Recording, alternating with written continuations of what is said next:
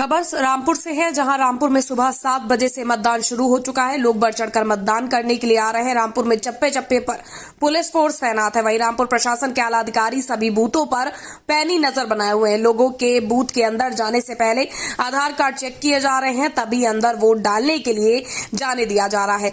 रामपुर पूर्व केंद्रीय मंत्री मुख्तार अब्बास नकवी ने अपना वोट डाला। राजकीय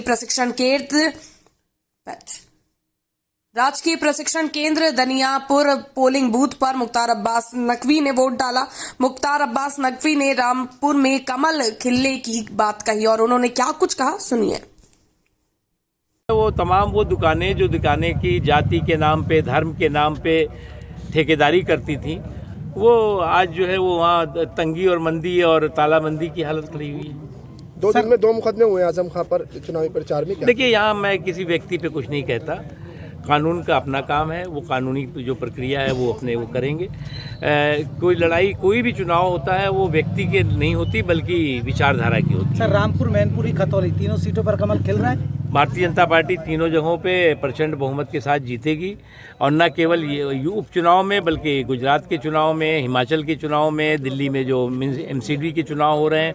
क्योंकि एक चीज़ आपने देखा होगा कि नरेंद्र मोदी जी की तपस्या की ताकत और परिश्रम के परिणाम का असर समाज के सभी वर्गों में बहुत साफ, बहुत स्पष्ट तौर से दिखाई पड़ता है। राज्य महिलाओं ने एक आवाज उठाई है कि आजम खां की गिरफ्तारी को लेकर कानून अपना काम करेगा, कानून अपना काम करेगा। मैं उस पर कुछ लोगों का मानना है कि रामपुर में ईगो की लड़ाई हो रही है, मुद्दे कहीं किनारे छूट गए हैं। देखो, मुझे लगता है ईगो वगैरह की लड़ाई तो होनी भी नहीं चाहिए।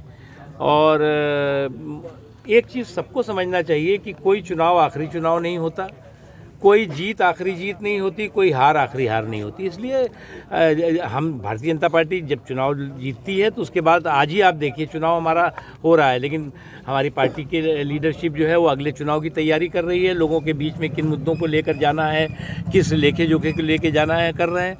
इसलिए ये नहीं होता कि एक चुनाव हो गया और कंबल ओढ़ के आप सो गए, बैठ गए। और कुछ लोग तो पॉलिटिकल पर्यटन के बहुत प्राणी हो गए हैं। अब पॉलिटिकल पर्यटन की परेड करके जो है वो कोई परिणाम नहीं ला सकता। शुक्रिया, थैंक यू सर।